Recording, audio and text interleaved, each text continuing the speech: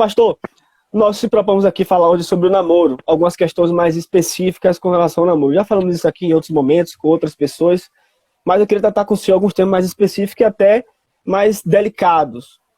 Eu espero que o senhor possa nos tirar nossas dúvidas. Com relação ao namoro, como é que o senhor acha o contato físico que deve ter entre o casal, o homem e a mulher, por exemplo? O que o senhor acha de beijo, carícias, etc.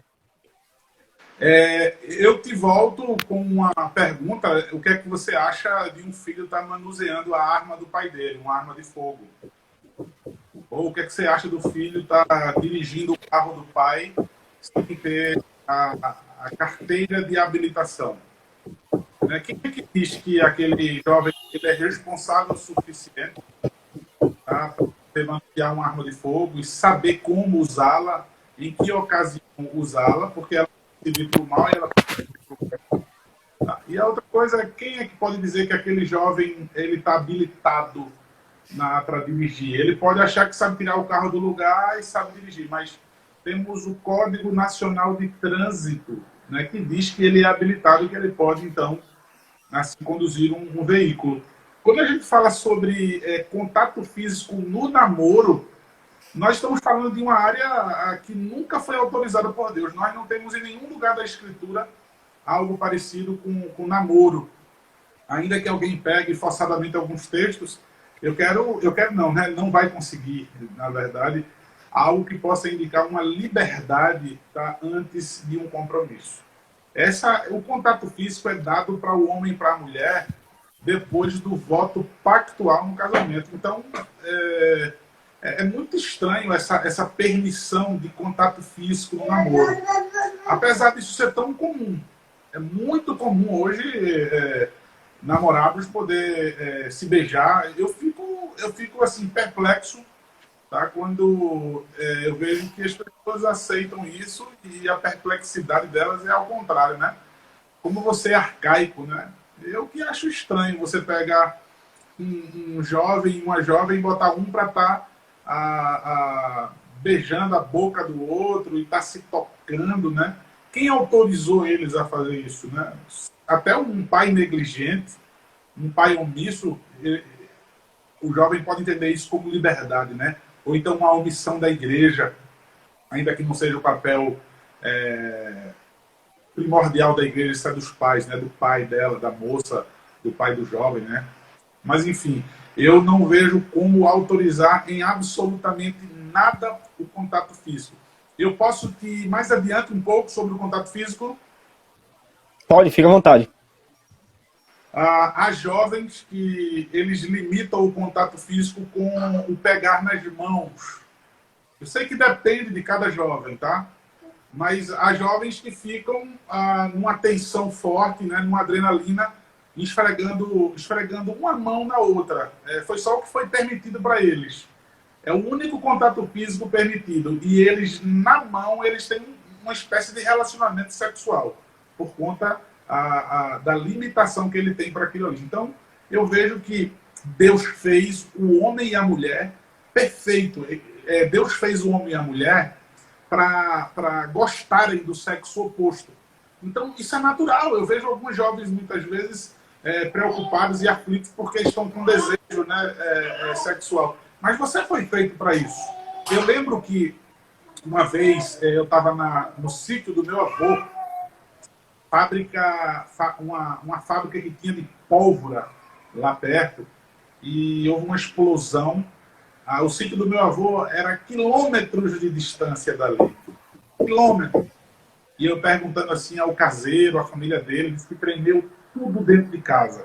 E a conversa na região era que aconteceu um terremoto mesmo forte naquela cidade. O laudo do corpo de bombeiro foi o motivo da explosão, foi uma fricção de alguém que entrou na fábrica com uma pedrinha dentro do sapato, na bota daquela pessoa, que é um EPI. Ele entrou com uma pedrinha e lá dentro fez fricção e explodiu, matando muita gente. Ou seja, você pega a pólvora, né, e coloca ela para estar perto do fogo, né, e dá uma liberdade de aproximação, dá uma proximidade de fricção, né? E depois que explode, fica se lamentando, depois que explode é que vai pensar como resolver o problema, o prejuízo, enfim. Eu vejo que é uma resposta muito direta, muito concisa, né? Eu estou arrudando aqui para a gente conversar, mas ela é muito concisa quanto à permissão de não haver contato físico entre um casal de namorado. Eles não têm liberdade e não têm autorização para isso. Eu já vi algumas irmãs, quando ouvem esse argumento que não pode ter muito toque, falar que elas são muito carinhosas, elas gostam de tocar, de acariciar as pessoas que ela gosta, não só o namorado ou namorada, mas o namorado, na verdade, mas as amigas, os familiares, etc e tal. E outra coisa que corrobora com isso é a questão dos sentimentos, eu queria também que o senhor respondesse. As pessoas, o casal geralmente, ou a mulher, ou o homem, quando tem um sentimento forte, paixão, eles começam a expressar isso de maneira física. O que é que o senhor acha a respeito disso? É possível e pode se apaixonar antes do casamento? Então, a gente tem que ter muito cuidado, porque essa paixão pode existir, inclusive, por pessoas que a gente nunca sonhou. A gente nunca sonhou ter essa, entre aspas, paixão por alguém simplesmente por conta de uma aproximação. Então a gente tem que ter muito cuidado, porque o nosso coração é enganoso e ele pode confundir com facilidade isso daí. Então você pode dizer que é um sentimento do qual você chama de amor, né? E na verdade aquilo é só uma emoção, aquilo é só um prazer, é só uma adrenalina que está correndo nas tuas veias e você atribui aquilo ali como sendo amor. Então a melhor coisa que eu acho é haver uma distância, tem que ter uma distância de fato entre homem e mulher. E sobre esse conselho que as pessoas dizem sobre um carinho, uma pessoa gosta, ela é assim. Rapaz, nunca ao sexo oposto. Nunca ao sexo oposto. Eu vou te dizer porque, mais uma vez, nós fomos feitos para isso, tá? Deus nos fez perfeitos para gostar do sexo oposto. Então, se tem alguém que está fazendo um carinho na pessoa do sexo oposto, e se eles forem namorados, há um problema muito grande, viu?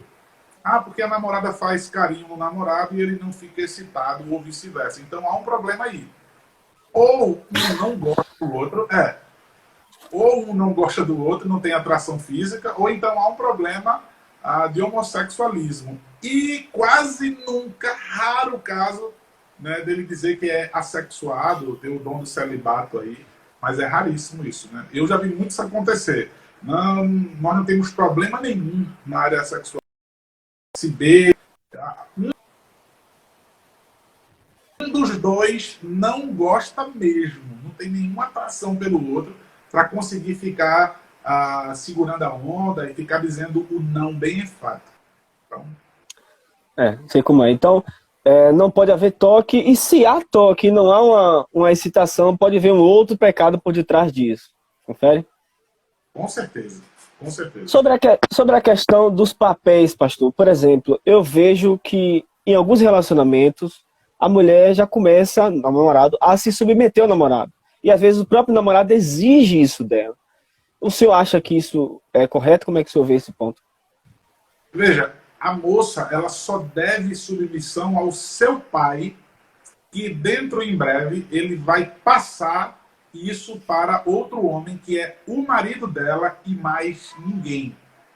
Então veja, a Bíblia, ela não coloca esse estado intermediário como se fosse o namoro uma espécie de estágio, sabe?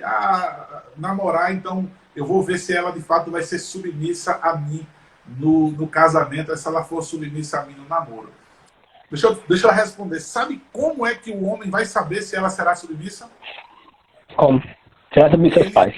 Submissão ao pai. Ele tem que olhar como é que ela se submete ao pai e à mãe dela em casa. Se ela submete ao pai e à mãe dela em casa, da mesma maneira ela vai submeter a ele. Se ela é rebelde com os pais, ele pode ter certeza que vai ser assim com ela. Não adianta, tá? E nós não temos nenhuma autorização de fazer esses testes.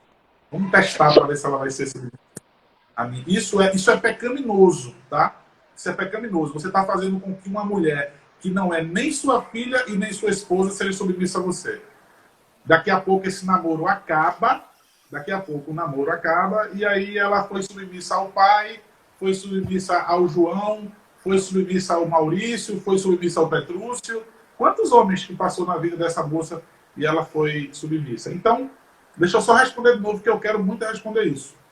Ela só deve submissão ao pai e vai ser passada isso para o seu marido. Então, a mais ninguém. Se ele quer saber se ela vai ser submissa, olhe se de fato ela é submissa aos pais em casa. Sendo mais enfático sobre essa questão, pastor, é pegar um caso específico, um estudo de caso. Digamos que eles estão compromissados, já são noivos. É possível que nesse período, tanto o homem como a mulher já demonstre algumas atitudes que a escritura requer dos seus papéis como ato de submissão da parte dela, e vou explicar o que eu quero dizer com relação a isso, e demonstração de amor da parte dele. Vou dar um exemplo. Digamos que são casais que congregam em igrejas diferentes, que têm doutrinas diferentes. Ela decidiu mudar para a igreja dele depois de casar. Mas ela, como uma demonstração de que ela vai fazer isso, uma boa vontade, ela decide fazê-lo logo, antes do casamento. Isso seria uma coisa, uma pequena demonstração que ela vai submeter ao seu marido, algo assim. Isso é errado, esse tipo de comportamento, no noivado, com compromisso já firmado? Uhum. Eu entendi o que você quis dizer. Realmente você me pegou nisso daí, tá? Eu não vejo como ela demonstrar submissão, não, nisso aí, não. Eu acho que ela está mostrando sabedoria. Eu acho que no namoro, né, eles conversando, ele conseguiu convencê-la. Se ela faz isso por submissão, ela está fazendo errado. Até porque quando chegar no casamento, ele pode enfrentar um problema. Aquele tipo de insubmissão, ela vai abandonar. Um exemplo, se ela é pentecostal, né, aí ela no namoro vai ser submissa a ele, indo para a igreja reformada, e aí quando depois que casar, ela vai voltar para o reteté e vai voltar para sapateando. Então, assim, assim, falando já no começo da pergunta também, noivado se acaba, né? E hoje nós temos o noivado como um período também intermediário longo. Deixa eu te dizer como tem acontecido os noivados hoje.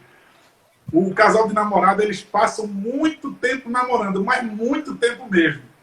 Aí, como a igreja está cobrando, né, os amigos, a família está cobrando, aí eles resolvem noivar, que vai ser outro período também longo para que chegue o casamento. Você já viu o restaurante?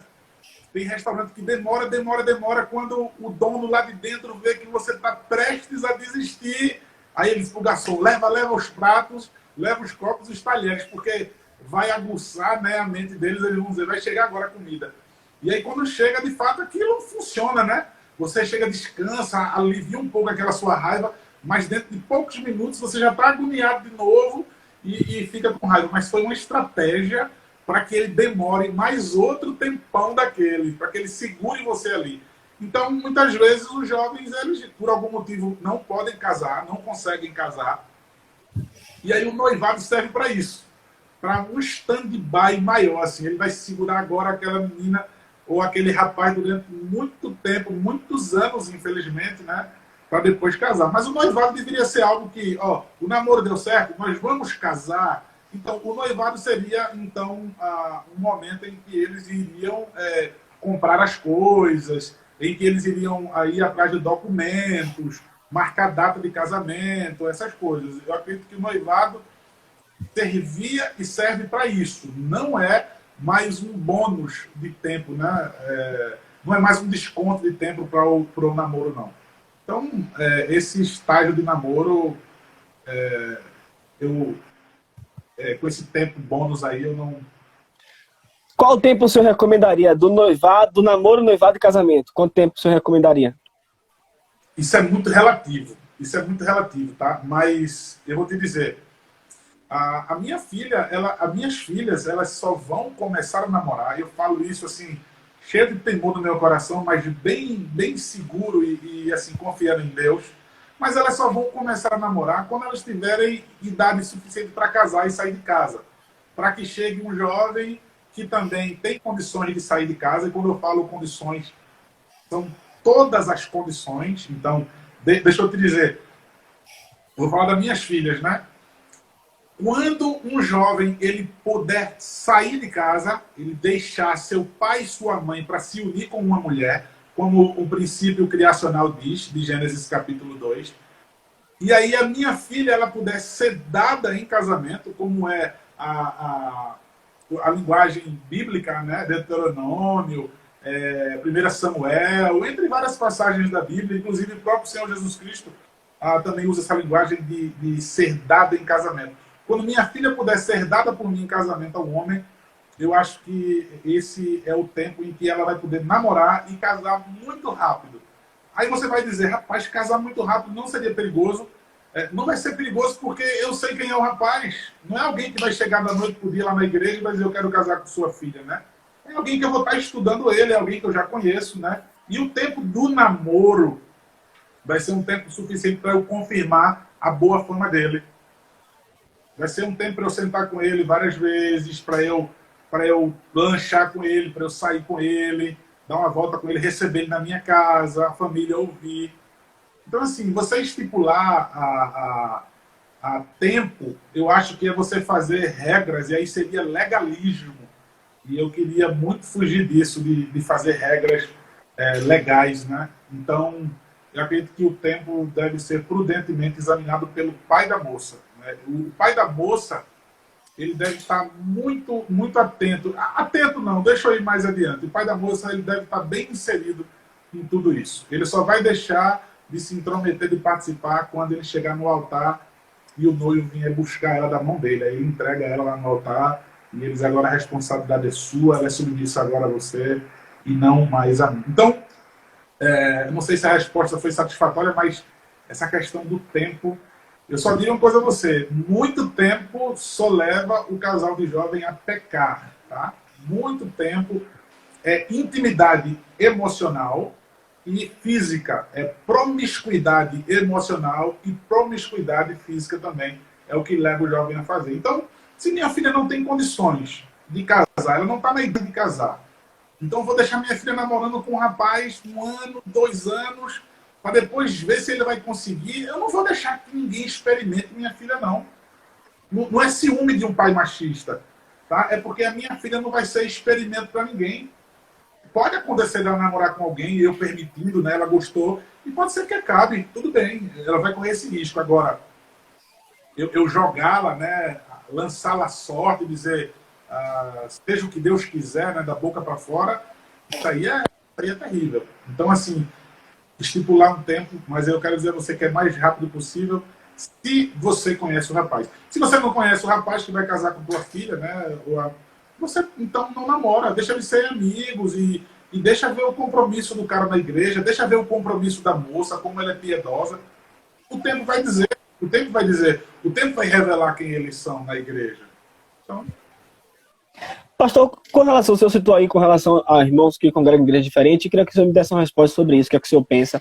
Irmãos que congregam em igrejas diferentes, por exemplo, um reformado, outro pentecostal, ou outras denominações também, que têm pensamentos diferentes com relação à família, filhos, um quer filho, outro não quer, enfim, tem pensamentos diferentes sobre temas centrais da vida cristã e da vida mesmo familiar. O que é que o senhor pensa sobre esse casal? Esse casal é um casal saudável, eles deveriam manter ou não? O que é que fazer com relação a isso? então, porque você colocou assuntos muito, muito profundos, né? Você colocou teologia, aí depois você colocou gostos, né? Então, assim, se a gente vê incompatibilidade, né, no casal, desde agora no namoro, não tem por que colocar isso para frente. Né? E teologicamente, aí é que é o problema maior. Agora veja, se por um acaso eles discordam por pequenas coisas teológicas, né, pequenos aspectos, eu não vejo nenhum problema. Agora, se o rapaz não concorda com, por exemplo, as doutrinas da graça, nisso daí ele já empaca e ele já. Então, esse namoro não deve ir para frente de jeito nenhum. De jeito nenhum. O Douglas Wilson, ele, no Sua Filha em Casamento, ele diz assim: imagina você casar com um rapaz, né, namorar e casar com um rapaz que não crê na soberania de Deus. Você crê que Deus é soberano e ele acha que Deus está tentando resolver o problema ainda. Então, assim, isso é terrível. Então, assim, tanto no aspecto teológico quanto no aspecto de gostos, deixa eu dizer uma coisa que eu sempre digo aos jovens. Aparece uma florzinha na igreja, né? E eles, olha que coisa linda. E ele se aproxima e aí há um namoro. E aí todo mundo diz, olha, essa florzinha aí ela vai crescer e ela vai virar um pé de espinho. E o problema vai ser grande. Ele, nada, olha que coisa linda, maravilhosa. E ele continua regando aquilo, ele continua cuidando e aquela plantinha vai crescendo e todo mundo dizendo, olha, apareceu o primeiro espinho, né? Ó, já arranhou alguém, ele já se furou. E a pessoa insiste, não, é linda, linda, isso aí é besteira, isso aí a gente vive com isso, a gente cuida, a gente trata, lá na frente eu arranco esse espinho e tal, depois que eu casar eu arranco esse espinho. E o que acontece? Certo dia, aquela florzinha virou uma árvore enorme, cheia de galhos, né? E galhos espinhosos. Aquele rapaz já está todo arranhado, já está todo cortado, todo ferido, e agora ele resolve concordar com o que todo mundo já via, com o que todo mundo já tinha aconselhado ele. Né? Corta isso daí, ele resolve cortar. E agora, que ele não consegue nem se aproximar do tronco para arrancar e cortar aquela árvore, aquela florzinha que se transformou numa árvore. E sabe o que acontece? Quanto mais ele tentar cortar aquela árvore, mais ele vai se arranhar, mais ele vai se cortar e mais ele vai se ferir. Então, aquela árvore vai ferir todo mundo que, inclusive, se aproximar. Qualquer pessoa que se envolver, então a família, a igreja, todo mundo vai sair ferido, tudo porque ele quis botar aquilo para frente, aquilo que é problema. Sabe uma coisa que eu queria dizer aos jovens que estão me escutando?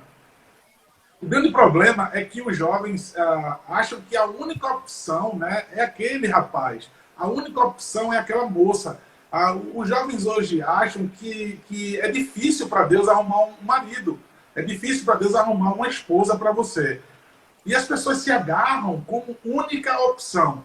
Mas, pastor, se eu deixar aquele rapaz, as outras meninas vão chegar junto dele e vão paquerar ele. Vai todo mundo correr para cima e tal, então eu não posso deixá-lo e tal.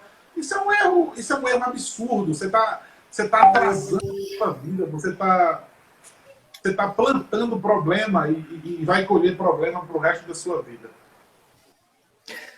Perfeito, pastor. Uma dúvida que eu tenho é que muitos jovens, tanto rapazes como moças... Deixa eu me interromper. Se na tua pergunta eu não respondi, tu diz assim, pastor, o senhor esqueceu de falar isso e aí eu volto, tá bom? Tá bom. Com relação ainda ao relacionamento, por várias circunstâncias do passado, o jovem ou a moça perdeu a virgindade. Seja ela não era crente ou por algum pecado que cometeu depois de crente. E aí, depois que entra no relacionamento, ela meio que não sabe como lidar com isso, porque o parceiro é virgem. Como lidar com isso, pastor? O que é que o senhor acha? É possível uma pessoa que que teve um passado sexual ativo, uma vida sexual ativa no passado, se relacione com uma pessoa que é virgem com relação a essas questões sexuais?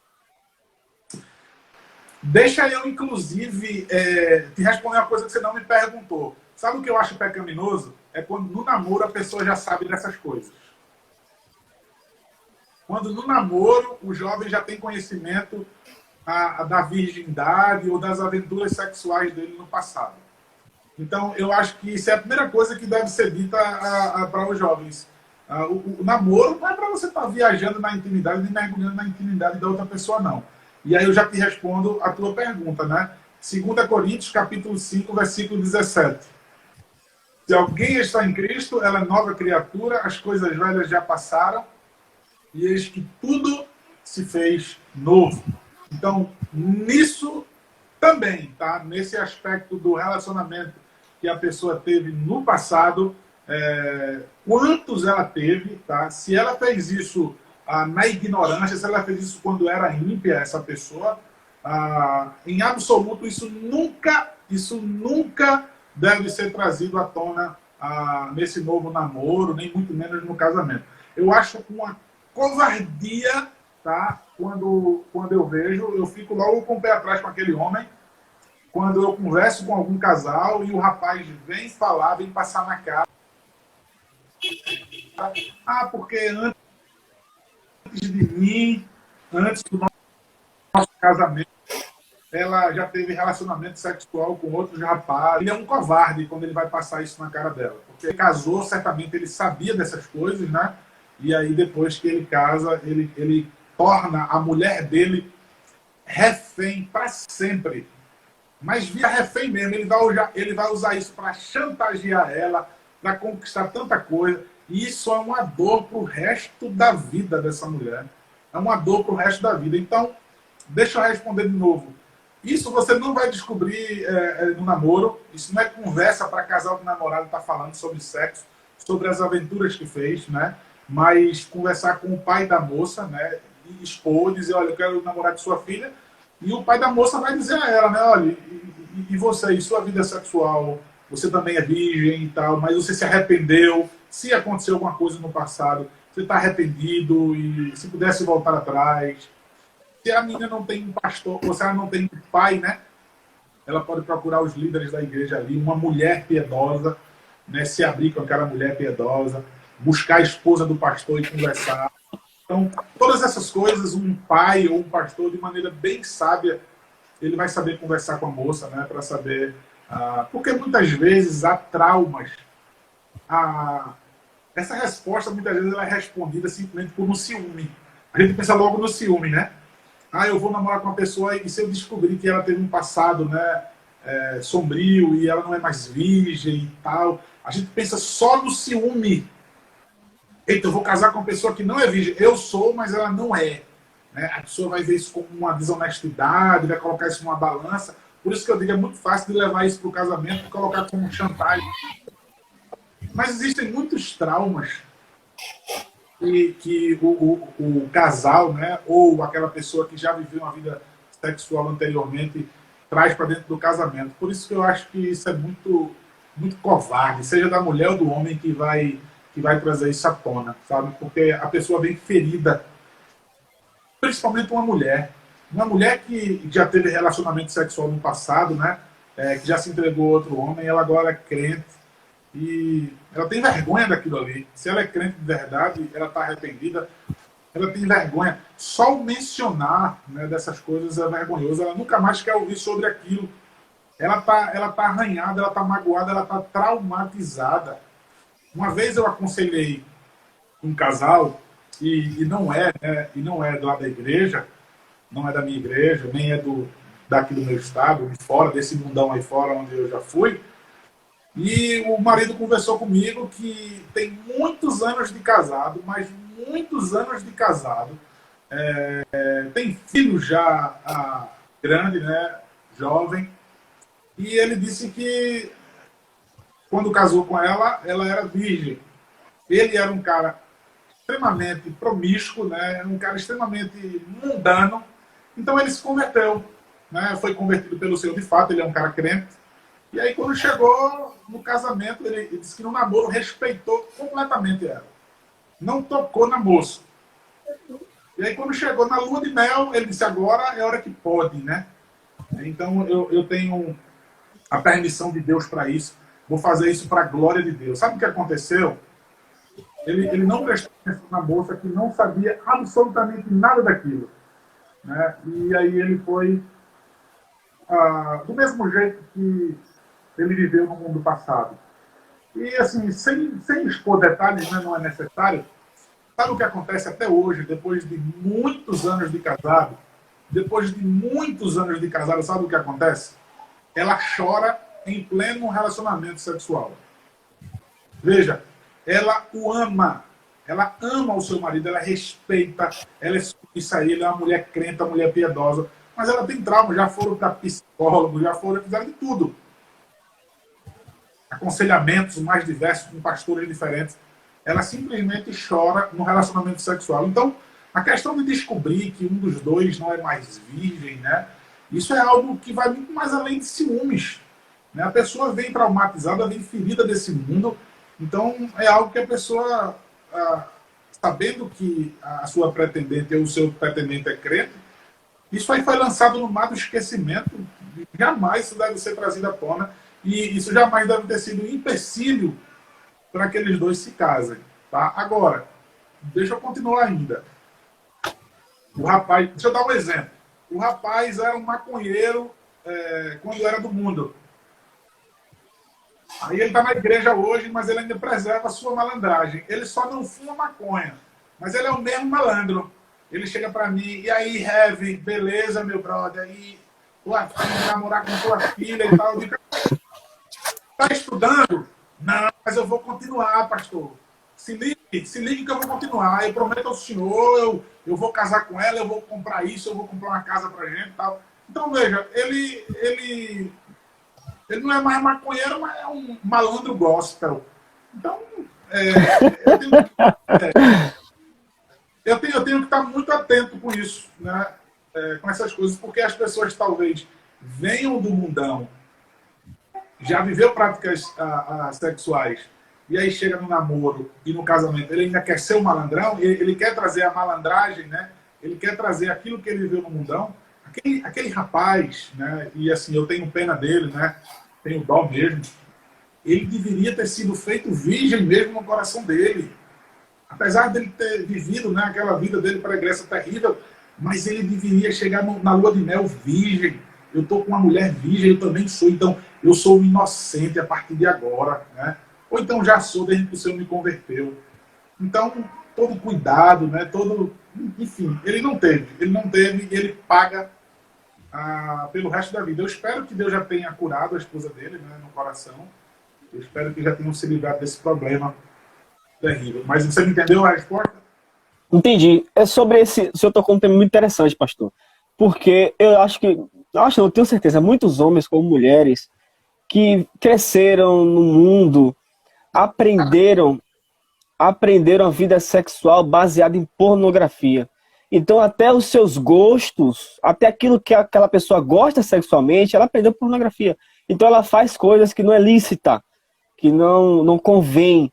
E aquilo ela leva para a vida toda. Então, são coisas que, de fato, é algo que ela gosta de fazer, mas ela aprendeu no mundo. Como é que essa pessoa se trata com relações? Como é que ela muda? O que o senhor indicaria para uma pessoa dessas? Então, há uma omissão mesmo dos pais, em primeiro lugar, e há uma omissão da igreja. Veja, o pai ele não tem coragem de chegar para o filho dele, homem, e falar sobre o relacionamento sexual. De falar, inclusive, sobre as moças antes do casamento. E também quando estiver namorando, quando estiver noivo, né? E quando estiver prestes para ir para a lua de mel, o pai ser homem, né? Muito homem, muito macho, para chegar para o filho e dizer, filho, olha, é uma princesa. Todas as vezes, meu irmão, vou te falar a minha experiência. Como na minha igreja tem muitos jovens que os pais não se envolvem, né? Então, eles têm a mim como pai. E eu aconselho aos rapazes. Eu digo para eles, olha, com toda a delicadeza, com todo o amor, com todo o romantismo, né? E outra coisa, não apenas na lua de mel, que você preserve isso pro resto da sua vida. Então, assim, porque eu sei que o que ele aprendeu foi na escola, nos dizeres, né? A gente vive num mundo extremamente erotizado. As crianças, eu fui agora na padaria aqui perto de casa, e eu sempre saio com minhas filhas na rua, né? Eu gosto de sair com elas na rua, andando, mostrando tudo, o mundo a elas lá fora, né? Aí, graças a Deus que agora, nesse dia, elas não foram comigo. Porque, rapaz, tinha umas crianças da idade dela, e como eu tô mancando, eu tive um acidente, e eu tô andando bem devagarzinho, né? E elas vão ter que acompanhar o meu passo. Obrigado, amor. Obrigado. Rapaz, a música que eles estavam cantando é inacreditável. As músicas que aquelas crianças estavam cantando. Com gestos obscenos e com a... Rapaz, eu vou dizer, eu fiquei perplexo. Né? Porque, assim, eu nunca vi pornô tão explícita nesse mundo. Eu digo, essa música não existe, não. Essa música nunca foi gravada, não. Para esse menino estarem cantando. Mas então, assim, as crianças naquela idade, rapaz, 9 anos, 8 anos, eles sabem a pornografia, né, cantada, eles narram com a boca deles. Então, o que será dessas crianças, desses adolescentes, desses jovens, dessas mulheres, né? O mundo, o casamento, o relacionamento sexual no mundo tá falido, tá caído. A resposta é isso aí. A gente aprende não com os pais, a igreja também não colabora, né, não ensina, e o que acontece é vamos aprender com a internet ou com o primo, né, que meu pai confia que durma aqui em casa, com aquele coleguinha que vai dormir aqui em casa, enfim. É terrível, terrível mesmo. O que a gente precisa é ter mais abertura, liberdade. E eu faço isso com meus jovens. Eu tomo a liberdade, eu me aproximo deles e converso de A a Z com eles. De A a Z. O que o senhor aconselharia para um casal que, infelizmente, eles caíram em pecado sexual? Os dois são crentes, eles caíram no ato sexual em si. O senhor acha que eles deveriam casar por causa disso? Ou o senhor acha que eles deveriam abandonar o pecado e só se casar considerando outras circunstâncias do casamento normal? O que o senhor acha com relação a isso? Veja, para que eles chegassem ao relacionamento sexual, eles já têm que ter vindo pecando já faz um bom tempo em outras coisas. Já tem um bom tempo que eles vêm pecando, e quando eu falo pecando, não é só no contato físico. Está errado desde o começo. Tá errado desde o início, e por isso que eles chegaram no relacionamento sexual. Eles devem se casar. Veja, o relacionamento sexual não torna ninguém casado.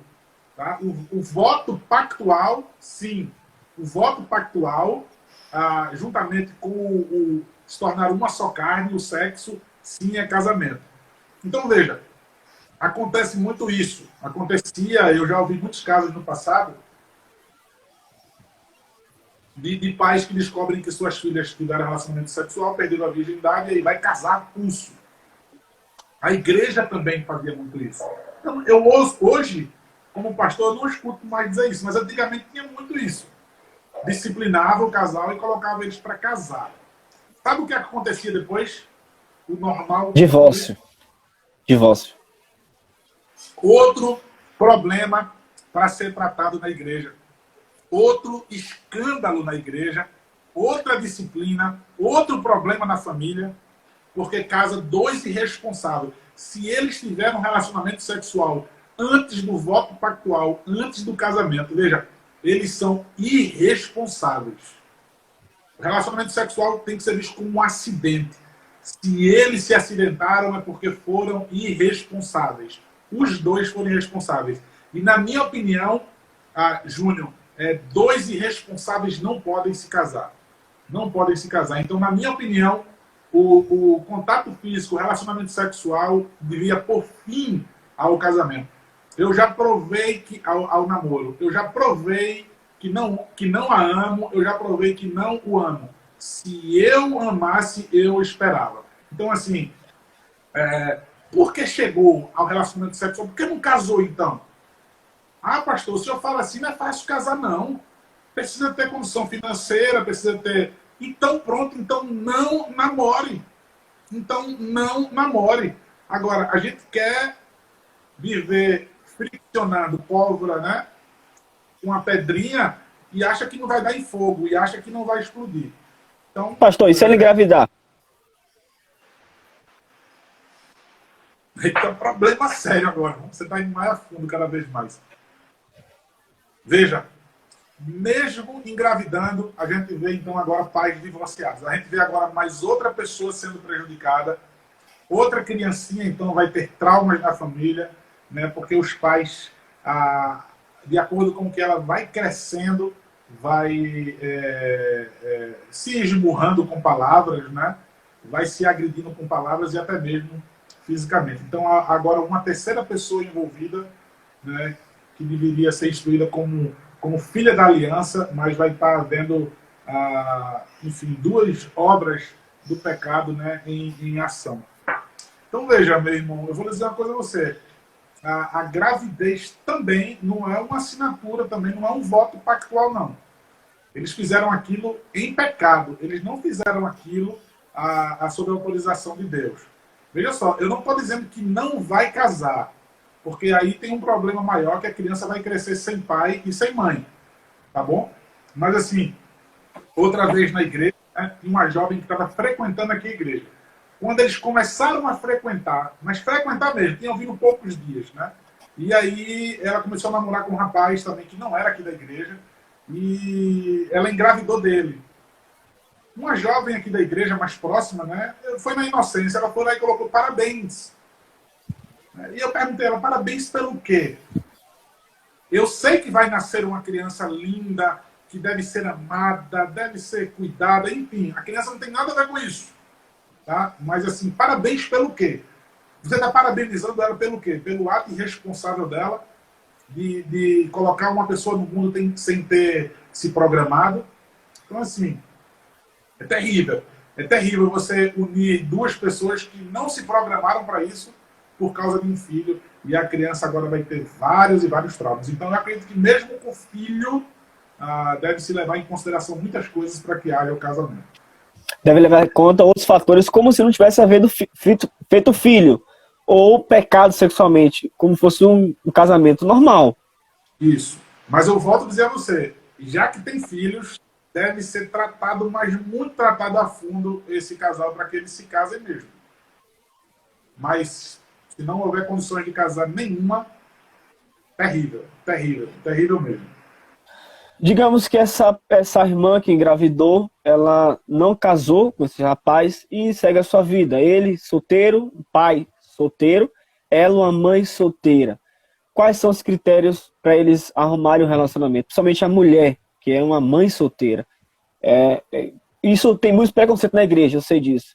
A igreja não vê isso com bons olhos. E o rapaz solteiro também não vê isso com bons olhos. Geralmente acontece esse tipo de preconceito. Eles devem permanecer solteiros, devem buscar um rapaz, como é que é isso? Principalmente a mulher, que o rapaz que ela escolher vai ser o padrasto do seu filho. Como é que o senhor aconselharia uma mulher assim? Tá, porque veja, eles na verdade não se casaram. Eles não se casaram, então não houve um divórcio, porque eles não se casaram. Aquilo foi apenas um relacionamento sexual. Eles não fizeram votos pactuais. Veja que coisa terrível, veja que pecado. Não fizeram votos pactuais, nem diante de Deus, nem diante da igreja, e nem diante do mundo, né?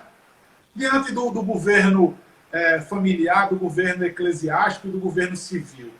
Eles não fizeram votos nenhum.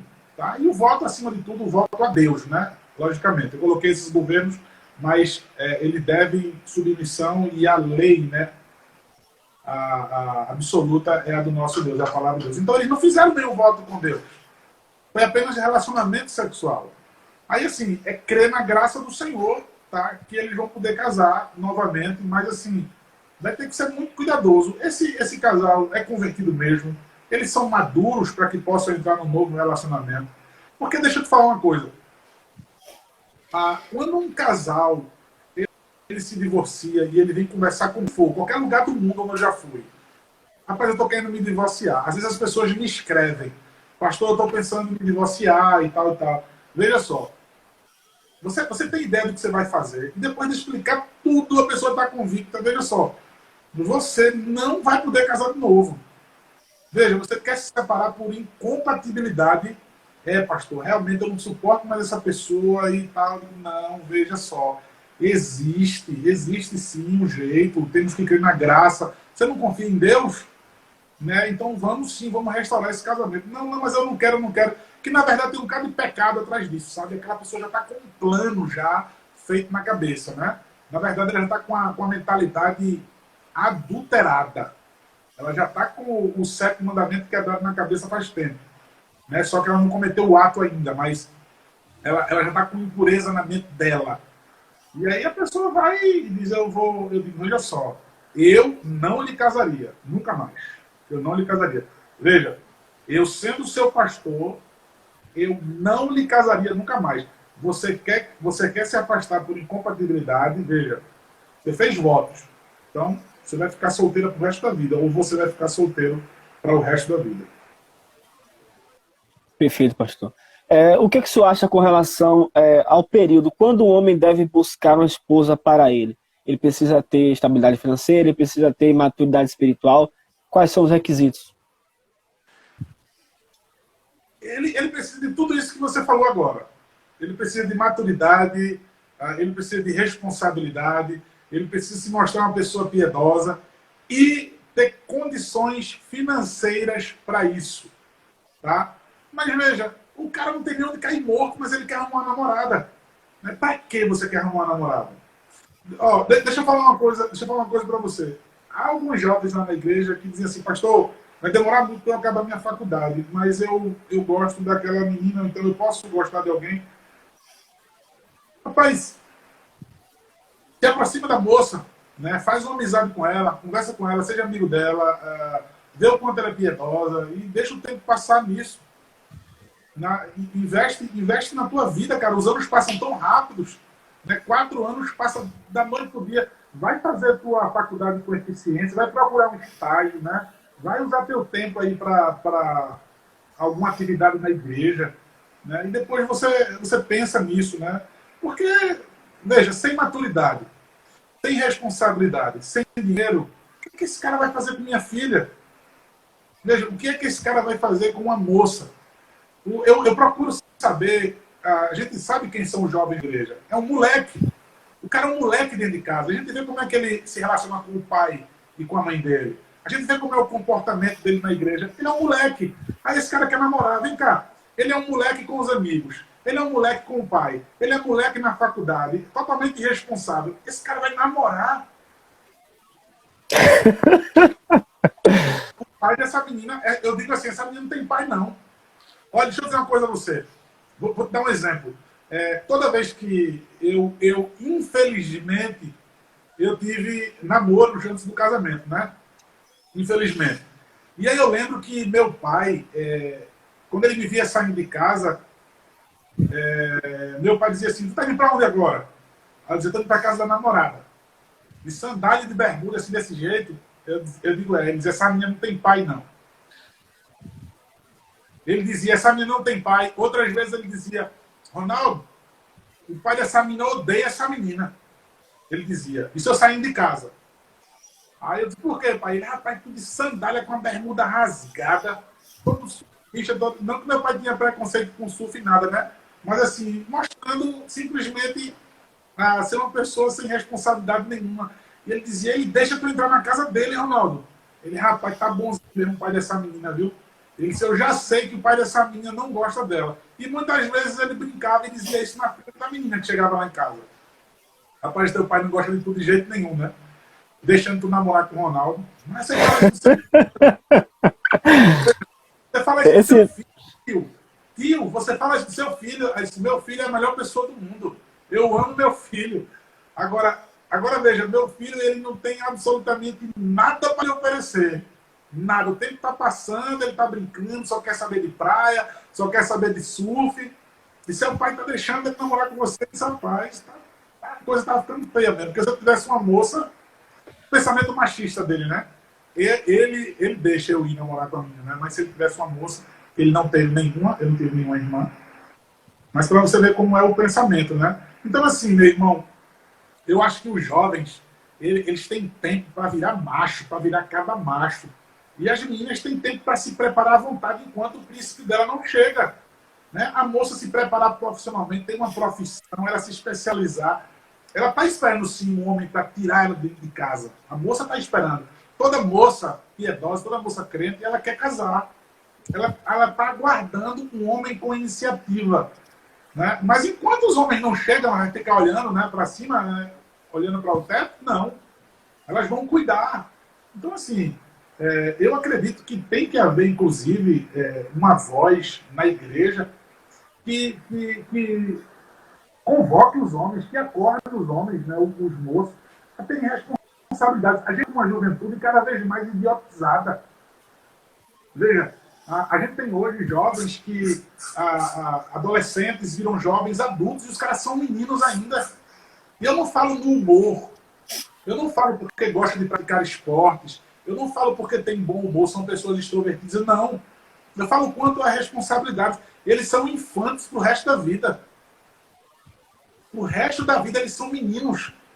Eles são crianças. Então, assim, eu acho que a igreja deve ser um novo berçário para o mundo. Olha, aqui ele vai crescer e ele vai aprender. Lá na igreja nós temos 2 projetos. Nós temos um projeto tipo 2, que as moças mais velhas, né, ensinam as moças mais novas. Então, vê, lá na igreja, quando tem essa reunião do tipo 2, já tem algum tempo esse trabalho, além da devocional, daquela palavra maravilhosa dada para as moças, Elas aprendem tricô, aprendem a costurar, aprendem a usar uma máquina, aprendem a cozinhar. Então tem vários temas, né, que elas fazem. Elas ficam pensando, né, como fazer o próximo Tito 2, o próximo episódio de Tito 2, né? O que é que a gente vai ensinar, com o que é que a gente vai contribuir. E temos também os valentes lá na igreja. Os valentes, além da devocional, eles pagam flexão com o punho cerrado e eles são explicados ali acerca da masculinidade, acerca da responsabilidade. Então, veja, desde a infância, o adolescente já crescer com responsabilidade de cada homem, o cara crescer mais. A gente vê hoje os meninos adolescentes, 12 anos, tudo com bigode, com barba, mas tudo criança ainda. Tudo criança. Então a gente chega nessas igrejas onde não tem onde as crianças não permanecem, né, dentro, né, no culto, tem a salinha. Você vai buscar o seu filho na salinha de criança, tem um cara lá com bigode dentro. Quem é esse daí? Não, ele tem 12 anos já. E ele está aqui porque é até 12 anos na salinha. Eu quero, por acaso, um marmanjo desse de bigode já com as criancinhas na sala. Então, assim, terrível, terrível mesmo é que os jovens eles precisam acordar para a masculinidade. Eles precisam ser homem o mais possível. E isso não é nada precoce, não. Tá? Veja, ele já é homem para ter sexo. Você pega um garotão novo, ele já consegue pegar a menina e se aproveitar dela sexualmente. E a moça também, né? Ele já é homem, acaba mais para peitar o pai. Ele já consegue peitar o pai em casa, ele já consegue desrespeitar as leis da sua casa, da escola, do mundo aí fora, depois na faculdade. Mas para casar, ele ainda é um infante, ele ainda é um bebê, ele é um irresponsável. Então, eu vou falar por mim, tá? Ninguém vai se aventurar com minhas filhas, não. Se for, primeira coisa, pastor, eu queria namorar com sua filha. A primeira coisa, ela tem que gostar de você. Agora, para ela gostar de você, eu vou sentar junto com ela para a gente ver as suas qualificações. Tu vai acabar quando a faculdade? Tu já trabalha? Veja só. O que é que tu quer com minha filha? Tu quer ficar brincando com o coração dela durante quanto tempo? Né? Tu quer conservar a minha filha? Né? Tu quer congelar ela? A gente congela. Bota numa geladeira, vou deixar ela guardadinha para você. Agora, se você a ama, se você tem pressa, corre, bicho, vai atrás. Mete a cara nessa vida, né? E busca o teu lugar, o sol aí, com a força, a sabedoria que o Senhor te deu. Tu és um valente. Amém, pastor. Belas palavras. Me diga uma coisa, pastor. O envolvimento que o casal tem antes do casamento, namoro, cortejo, não é um compromisso em si, correto? Uhum. Compromisso só casamento, correto? Então, veja bem. A partir daí, digamos que eu estou conhecendo uma moça, ela está me conhecendo, o casal, ambos são solteiros. E no decorrer do momento, como é que funciona essa questão? Eles são comprometidos um com o outro? Eu posso conhecer duas pessoas ao mesmo tempo? Ela pode conhecer dois rapazes ao mesmo tempo? Veja só, se eles não são noivos, se eles não têm nenhum compromisso, eu não vejo nenhum problema dela conhecer outro rapaz, dela conversar com outra pessoa. Veja, o homem, nós vemos isso no livro também de Douglas Wilson. Ele disse que o homem ele tem que correr o risco. Aqui no Nordeste a gente diz que tem que ser caba macho. Veja, ela tem que prestar muita atenção no coração dela se ela não está dando bola, né? Se ela não está dando mole para vários rapazes e ele também, se não está dando mole para várias moças. Pode ser um coração extremamente carnal e pecaminoso, tá bom? Agora, deixa eu ser claro. O cara ou a moça não pode tentar amarrar uma pessoa, ela não pode simplesmente segurar uma pessoa, chantagear uma pessoa, porque simplesmente eles estão conversando. Acontece muito isso. E por ciúme depois, aquela moça fica denigrindo o rapaz de safado.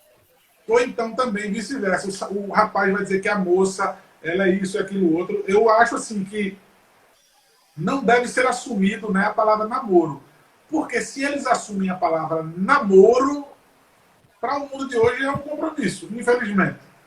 Para os nossos dias hoje é um compromisso. Agora, não existe compromisso mesmo no namoro, não. Por isso que se minha filha ela estiver namorando com um rapaz e o rapaz estiver demorando ali, Se o rapaz não deu indícios de que vai colocar algo para frente e aparecer outro rapaz, eu não tenho nenhum problema em dizer, filha, vem cá. Quanto tempo já? Ele já fala com você sobre isso. Ele não veio falar comigo ainda sobre casamento e tal. Veja, tem outros rapazes aí, tem outros pretendentes que você pode estar, inclusive, atrasando sua vida por causa disso. Então, assim, isso é muito relativo mesmo. Porque, Eu vejo que no meu ponto de vista, o namoro não é um compromisso. Mas, do ponto de vista de muitas pessoas, o namoro já é até um casamento, de tal maneira que, se a pessoa acaba esse namoro, é um divórcio. A pessoa sai todo mundo magoado, sai todo mundo ferido, a família já está inimiga uma da outra, né? Porque a família já estava entrelaçada, né? Parecia casamento. Mas, enfim, se a gente partir do pressuposto de que o namoro não é um compromisso mesmo, né? Essa corte, né, que você usou o nome agora há pouco. Então, assim, eu não vejo... Eu não vejo... então é o risco que os dois vão correr. Porque, digamos que, vamos supor aqui uma situação, né? Um casal está se conhecendo, um rapaz, ambos solteiros, e aí, no decorrer desse conhecimento, ele acha a mulher mais bonita, mais piedosa, mais crente, ou ela também. E aí ela resolve simplesmente trocar, ele por ela por ele. E pronto, a outra pessoa não vai ser injustiça com a outra pessoa que estavam se conhecendo? Depende daquilo que eles estão vivendo como namoro. Veja, se eles têm um namoro, na visão deles, o namoro é esse compromisso todo, vai ser um divórcio mesmo, vai ser uma bronca maior do mundo. Um dos dois vai estar revelando uma personalidade terrível, uma insensibilidade.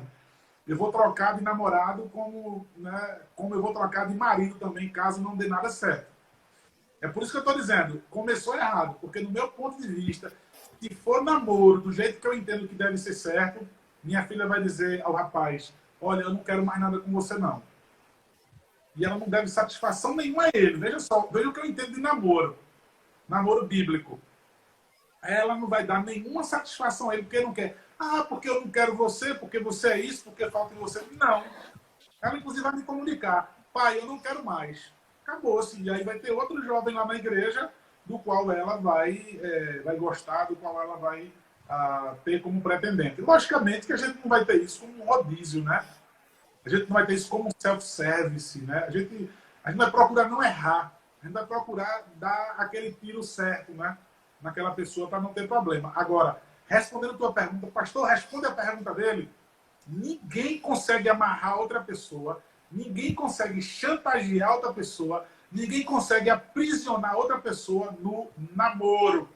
Se você está namorando, você está entrando numa zona de vulnerabilidade, como diz Douglas Wilson, da qual você vai se magoar. Então, eu não vou permitir que minhas filhas, todas elas, passem por aquilo que eu vejo algumas jovens passando. Dentro do quarto, com depressão, querendo se matar, sem comer, sem ter alegria com a família, sem querer estudar, simplesmente porque o rapazinho trocou ela por outra pessoa.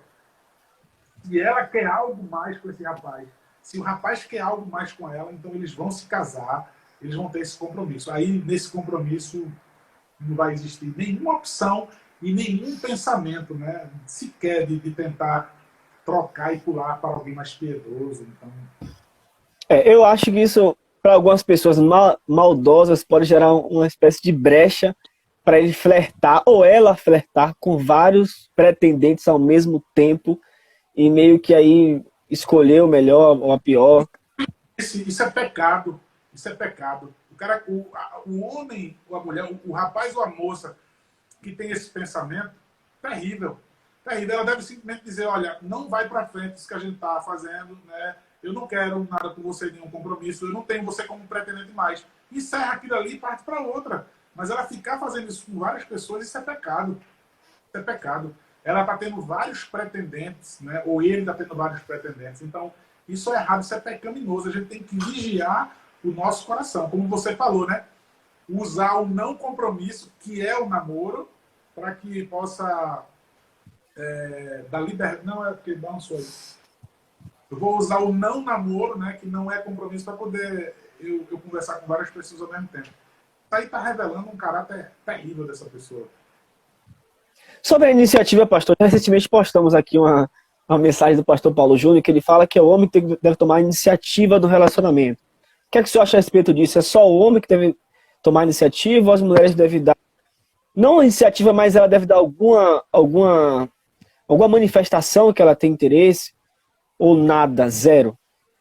Então, a gente vê uma negligência, né, na omissão de Adão lá no Éden quanto à iniciativa. Tá? A mulher, ela dialoga com um animal falando ali no Éden, já é a primeira coisa estranha, né? Uma cobra falando. A mulher, ela coloca, né, em jogo a fala de Deus, né? Duvida, né? Ela passa a crer, então, agora naquilo que a serpente fala, naquilo que Satanás fala, e o homem simplesmente ele está passivo a tudo. Enquanto o homem é passivo, enquanto o homem silencia, a mulher vai tomando a iniciativa. E aí a tragédia, né? A tragédia de absolutamente tudo. Porque quando o homem ele não toma a iniciativa, ele não ama a moça como deveria amar, ele não protege a moça como deveria proteger, ele não cuida da moça. Então, um homem que não tem iniciativa, ele está dando brecha para que a mulher preencha esse espaço vazio e arruine tudo, né? Então, é algo terrível o homem que não tem iniciativa. As mulheres querem, né, que os homens tomem iniciativa. Veja só, eu falei agora há pouco que a linguagem, né, do princípio criacional é que o homem deixa pai e mãe. Veja a iniciativa, quem é que toma? O rapaz. Ele deixa o pai e a mãe dele para se unir a uma mulher. Mas e a linguagem da mulher? A mulher deixa pai e mãe? Não. Ela é dada em casamento. Então, veja, o homem toma a iniciativa de ir atrás da moça e aí o pai dela dá ou não ela em casamento. E o pai transfere ou não essa submissão ao homem. Então, assim, em absolutamente tudo, tá, os homens devem ter iniciativa. E eu vejo muitos casais hoje, até casais novinhos, que sofrem, né, porque o homem não toma iniciativa e quem comanda é a mulher. Ela agora vai exercer um papel que não é dela. E a inversão de papéis em absolutamente tudo na vida traz juízo. Digamos que esse homem tomou a iniciativa, declarou os sentimentos para aquela moça, só que ela não deu uma resposta. Na verdade, vamos botar de maneira diferente. O homem tomou a iniciativa, se declarou para aquela moça, como ela deve reagir? Ela deve demonstrar, caso ela tenha interesse, de volta para ele, ou deve falar, não, fale com meu pai, deve direcioná-lo para o pai? Então, como ela é submissa ao pai, tá? E é o pai que tem autoridade, né, para poder transferir essa submissão em absolutamente tudo na vida dela, isso se estende ao coração dela, né, ao romantismo dela, enfim, absolutamente tudo, o pai tem autoridade sobre ela. Então ela não tem autonomia. Ela não tem autonomia para chegar e dizer assim, eu quero namorar com você e depois eu vou comunicar ao meu pai, né? Ela vai pedir para que ele vá atrás daquela pessoa que é experiente, daquela pessoa que não come conversa de malandro, né? Porque ela sabe que pode cair na lábia dele. Mas meu pai não vai comer a conversa linda de nenhum homem. Então, eu confio no meu pai, né? E assim, se meu pai achar que eu devo namorar com esse rapaz, então eu gosto dele, eu vou dizer sim também. Agora, se ela já não gostou do cara, seja qual for o motivo, ela já pode dizer não diretamente ao rapaz. Não. E, inclusive, o pai deve ensinar a filha, você não deve satisfação nenhuma a ele. Por que você não quer? Porque se você disser o motivo, ela vai tentar, ele vai tentar desdobrar, né? Ele vai tentar arrodear, vai fazer malabares aí. Para convencê-la. Isso, para poder Mas isso não é correto? Tentar convencer a mulher não é algo errado em si mesmo? Veja só, se ela já disse não, é não. Agora, se ela tá lá ouvindo e tal, olha, eu gostei de você e tal, vai lá pedir meu pai, aí eu vou e permito. E então ele vai continuar. Porque o que é que eu estou permitindo? Eu não estou permitindo o casamento. Eu não estou dizendo que vocês estão casados. Eu declaro você marido e mulher, vocês dois. Eu simplesmente estou permitindo que eles conversem. E aí eles vão conversar e aí ele vai fazer agora o malabares dele para tentar provar a minha filha, né? Para tentar provar para aquela moça de que é um pretendente mesmo razoável para o casamento, né? Então, assim, Senão, ela já vai dizer que não. Porque, veja, é minha filha também. A moça vai ter que dizer também o sim ou não. Se minha filha disser não pro rapaz, eu não vou insistir de jeito nenhum para ela. Ela não gostou, já era. Mesmo que os motivos dela sejam errados? Veja, eu vou, em conversa com minha filha, tentar explicar isso a ela. Minha filha, você não tá com a motivação errada. Eu já ensino minhas filhas desde hoje. Não a namorar, mas o que é que ela deve ver nos homens. Qual é o caráter que ela deve ver nos homens. Então, absolutamente em tudo. Nos meus erros, nos filmes, na conversa com alguns amigos. Em tudo na vida eu digo, ó, o caráter de um homem como deve ser, né? Ou então como não deve ser. Isso não é um tipo de homem e tal. Então eu quero que elas já sintam nojo, né, de cafajeste, de calhorda, de irresponsáveis. Eu quero que elas andem homens responsáveis. Eu quero, inclusive, que elas me vejam quando errar, saber pedir perdão e reconhecer meus erros. Para que ela diga assim, rapaz, até no erro eu vi meu pai reconhecê-los e pedir perdão, entendeu? Então, assim, se ela já disse que não, não, não, pai. De jeito nenhum, esse rapaz. Até mesmo pela questão física. Né? O rapaz é um cara crente, um cara piedoso, mas o bicho é feinho. Tipo, tem um pastor que está aqui na live, Samuel Vitalino. Ele era gordo, feio. Aí ele emagreceu, continuou feio. Mas assim, ele insistiu e Patrícia se casou com ele, teve pena. Graças a Deus, né? O coração dela, Deus foi muito gracioso, né? Então, veja, o cara não é piedoso.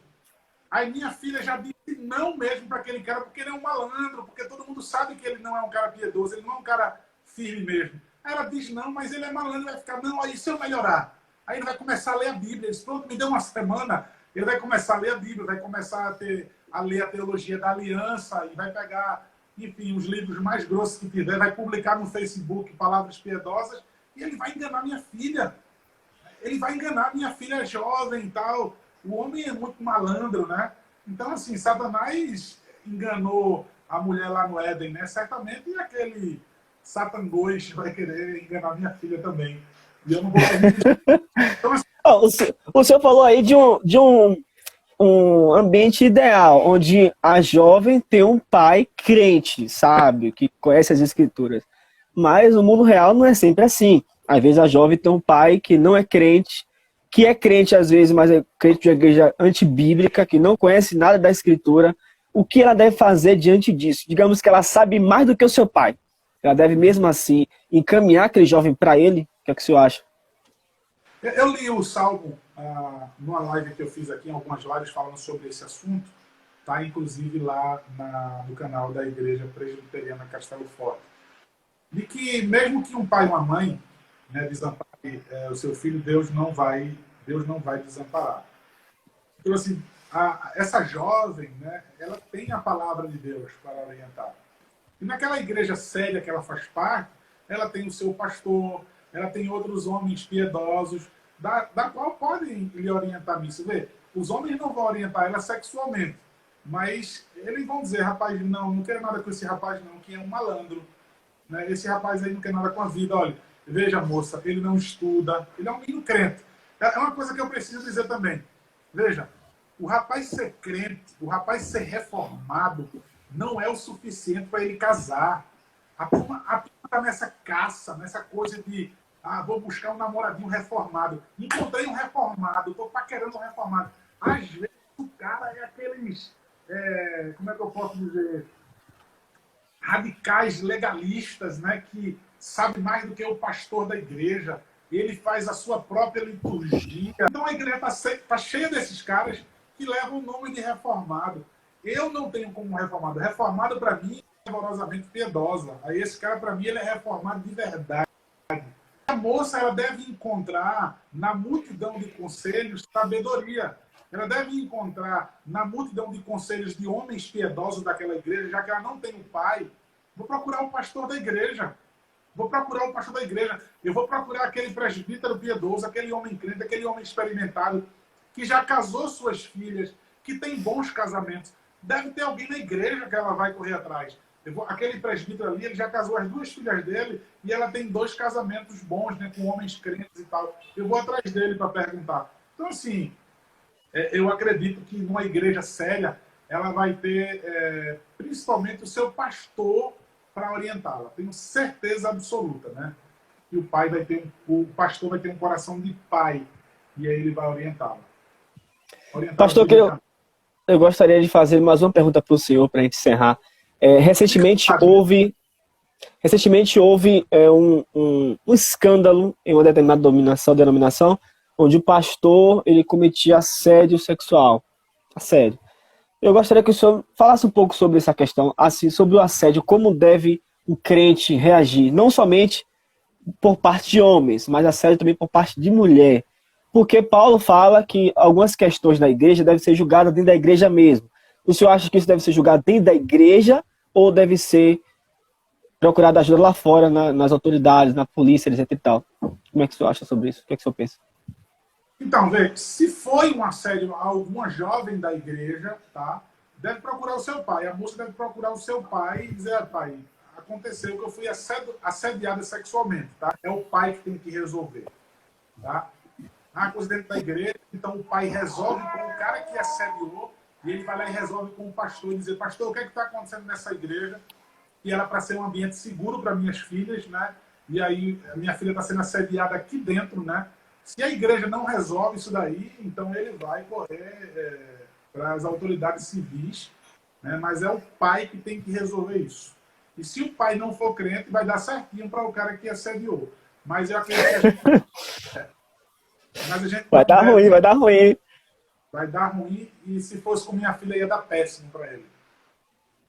Mas assim, a gente não deve permitir que esses escândalos saiam da igreja, não, de jeito nenhum. Se a gente pode preservar isso dentro, a gente julga, seja qual for o pecado, a gente julga entre nós mesmos. Quando Paulo lá escreve aos Coríntios, né, aquele filho que cometia aquela barbaridade, ficava com a mulher do pai, ele vai dizer, vocês julguem, né, deixe que Deus vai julgar os de fora, vocês julgam os de dentro. Então, tirem o iníquo do meio de vocês. Então, a gente deve fazer de tudo para que não gere escândalos, né, dentro da igreja. Não manchar a noiva de Cristo. Porque toda sorte de pecado vai acontecer, infelizmente, né, a igreja está sujeita a essas coisas. Só mais um adendo, pastor, com relação ao senhor falou que deve ficar na igreja, não somente esse pecado, mas outros também devem ficar na igreja, por exemplo, pecados sexuais, ou, enfim, outros pecados que podem ocorrer entre o casal. Deve ficar na igreja, não deve... Se eles estão arrependidos, né, então devem permanecer na mesma igreja. Agora a igreja precisa ter caba macho para pegar um cara que tirou onda com a menina e tá por ali ainda querendo tirar onda contra a menina. Eu vou te dizer, eu já fiz isso mais de uma vez. De chegar para um cara e dizer, vem cá, chama ele no canto e digo assim, suma daqui, desapareça daqui. Aí o cara vai dizer, oxe, você é o dono da igreja. Eu disse, eu sou o pastor, tá? E aí eu estou afugentando você porque você é lobo e eu não vou permitir que você sacrifique as minhas ovelhas. Aí eu pergunto, se você quiser que eu meta o cajado em você, vai ser agora. Então, assim, eu tenho que estar disposto até para responder civilmente e dizer depois na justiça, né? Numa delegacia, dizer, esse rapaz estava assediando as moças lá da igreja, esse rapaz, ele conseguiu violar uma moça, né? A intimidade dela, e assediou até que conseguiu e tal. Então esse cara vai até se arrebentar se civilmente ele quiser criar um caso, né? Eu vou lá para fora, se ele quiser, mas enfim, eu vou proteger minhas ovelhas, custe o que custar. Então, tem que ter muito caba macho na igreja, viu? De verdade. Lá na igreja, os rapazes mesmo, os jovens, já ficam de olho para proteger as meninas. Eles protegem as meninas como suas filhas, como suas irmãs. Então, lá na igreja, não entra o espertinho. É incrível. Lá na igreja, quando chega um saidinho, um espertinho, não fica. Ele não se cria. Ele não se cria. Porque está todo mundo observando ele, né? Outra vez chegou um lá, na igreja, não queria nenhum compromisso com o evangelho, mas nada mesmo. Super rebelde. Ele chegou na igreja e eu fiquei copiando ele. Eu e todos os jovens copiando. Aí ele sai dando beijinho nas meninas, cumprimentando 2 beijinhos. Aí eu chamei ele, vem cá para eu conversar um negócio contigo, aqui no gabinete. Eu disse assim, isso aqui não é uma praça. Onde você chega depois que a atividade religiosa acabou, falando atividade religiosa para ele, né, que não é crente. Você quer vir agora participar dos momentos em que está todo mundo se confraternizando, inclusive o portão já está fechado. A gente fecha o portão por causa da violência da rua, né? Acabou o culto, algumas pessoas foram embora, a gente fecha o portão. Aí eu disse, você está vindo agora para poder vir cumprimentar as meninas da beijinho e paquerar, todo arrumadinho? Aí ele disse, eu não posso não. Eu disse, pode não, de jeito nenhum. E eu queria pedir a você agora, para que você saia. Aí ele disse, oxe, você vai me tirar? Se eu não sair, eu digo, eu vou me tirar agora, você vai experimentar. Ele tirou as costas, ele embora, eu estou lhe acompanhando. Estou lhe acompanhando. Aí eu abro o portão para ele e digo, desapareça daqui. Agora, isso, logicamente, com muito cuidado. Depois que aquele jovem mostrou que ele não quer nada com Cristo, ele não quer nada com o Evangelho, ele está ali para paquerar as meninas. Ele está ali para cocotar, né, como diz a história. Aí eu digo, rapaz, a igreja não é praça e essas meninas, elas não estão disponíveis para você. Tá? Se você...